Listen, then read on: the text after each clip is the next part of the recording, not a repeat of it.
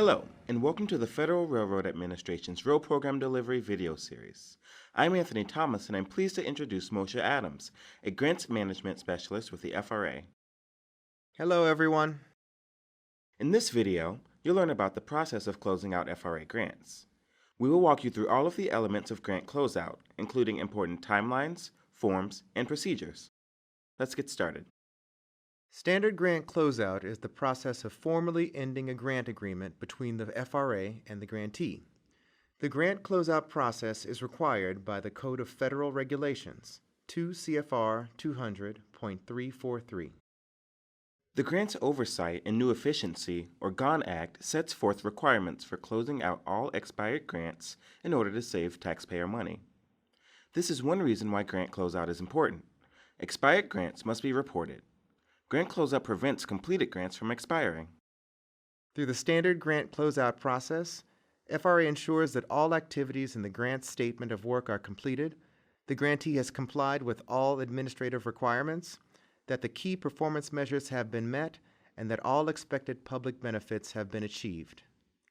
When the grantee does not comply with the requirements and the timelines of the standard grant closeout process, they will undergo an administrative closeout. Administrative closeouts may affect other FRA grants that the grantee has received or may influence the grantee's future grant eligibility. This video will provide grantees with the knowledge to successfully complete the standard grant closeout process and avoid an administrative closeout. Now that we've introduced what grant closeout is, let's go over a checklist of things to think about before starting the grant closeout process. Once you've confirmed that your project is on schedule to be completed by the end of the period of performance, it is important to review your scope of work and the grant agreement to ensure that all project goals have been met, all project work is complete or will be completed by the end of the period of performance, and all required deliverables have been submitted to the FRA. If the grantee cannot meet the grant requirements before the period of performance ends, they may contact their FRA grant manager for details on how to extend the grant agreement. It is also important to review the grantee guidance on FRA closeout procedures to familiarize yourself with all of the details of project closeout. Also, ask yourself, is there any remaining funding? Are there any outstanding audit findings? Are there any corrective actions that need to take place?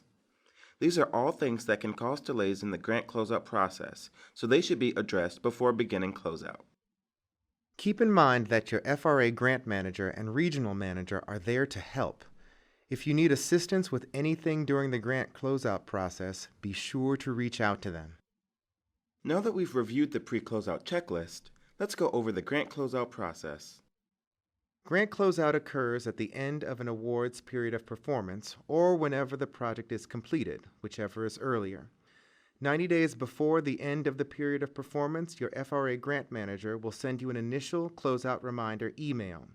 The grant manager will request that you confirm that your project is on schedule to be completed by the end of the period of performance.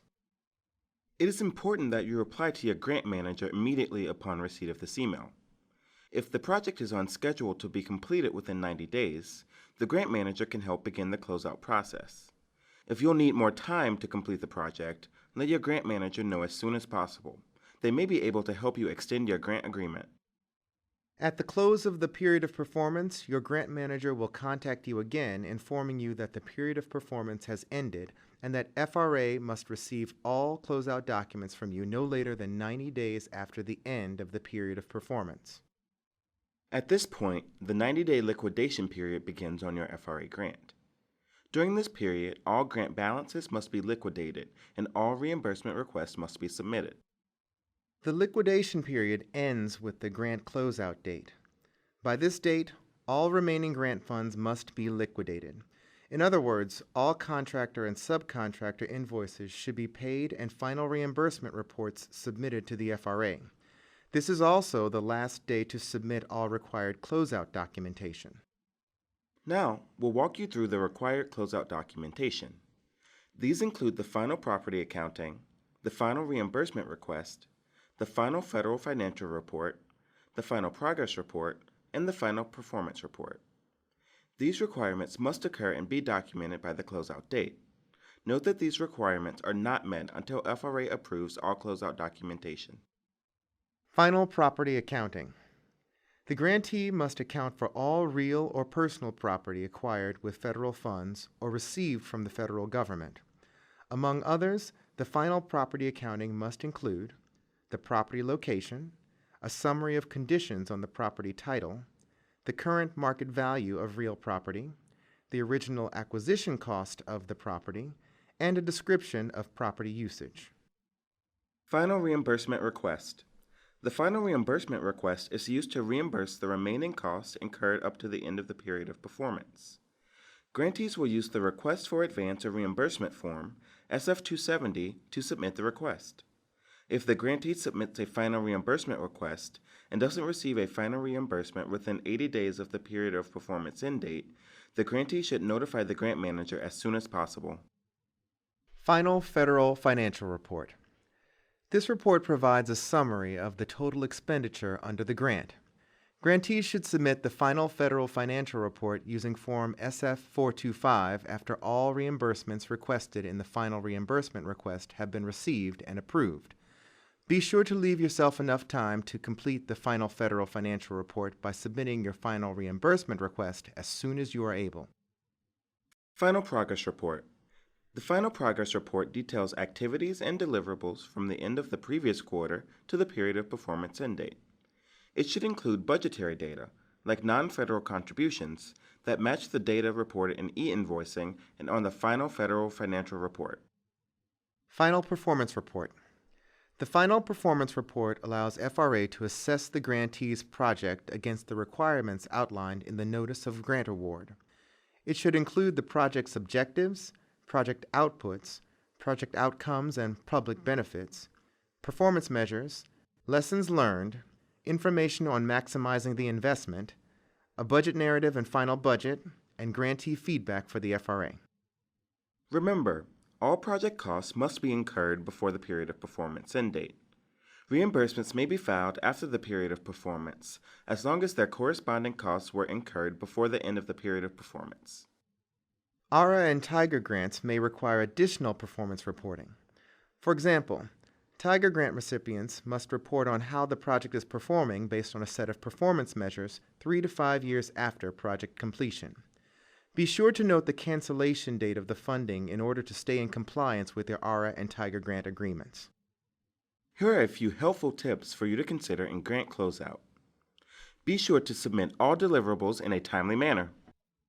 It is very important that grantees comply with the grant closeout procedures and timelines. If the grantee does not comply, FRA may withhold funds awarded through FRA or other federal grants, or perform an administrative closeout which may affect future grant eligibility. Administrative closeout occurs when the grantee does not meet the requirements of standard closeout. This may include late or incomplete reports or deliverables and a lack of response by the grantee. An administrative closeout will also occur when a grantee withdraws from or cancels a grant award. Be sure to allow enough time to reduce errors when submitting closeout documentation. Common closeout issues include remaining unliquidated balances, lack of detail in the final performance report, and inaccurate financial data in the final federal financial report and request for advance reimbursement form. Be sure to use exact numbers and ensure that the numbers match across all forms. These errors can slow down the closeout process and delay needed approvals from the FRA. This may affect future grant eligibility. Now, we'll go through a quick quiz to review some of the information we've learned in this video. Question 1. Your grant's period of performance ends today. When is your grant closeout documentation due? A. In 120 days. B. In 90 days. C. Today. D. 30 days ago. The correct answer is B, 90 days after the period of performance end date. Remember, your grant must be closed by this date.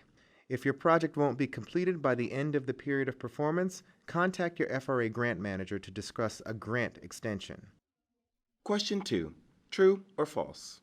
Grantees can be reimbursed for costs incurred up until the grant closeout date. False. Grantees can only be reimbursed for costs incurred before the end of the period of performance. Grantees can submit reimbursements after the period of performance, but the original costs must have been incurred before the end of the period of performance. Question 3. What could happen if a grantee does not comply with grant closeout procedures or timelines? A. FRA withholds funds awarded through other FRA grants. B. Other federal agencies withhold grant funds. C. FRA performs an administrative closeout. Or D. All of the above. D. Comply with the grant closeout process to remain in good standing regarding their federal grants. The grantee plays a big role in grant closeout because they are responsible for submitting all of the required closeout documents. However, FRA has an important role as well. FRA is responsible for conducting oversight and for reviewing and approving grant closeout materials. It is FRA's decision as to whether all grant requirements have been completed.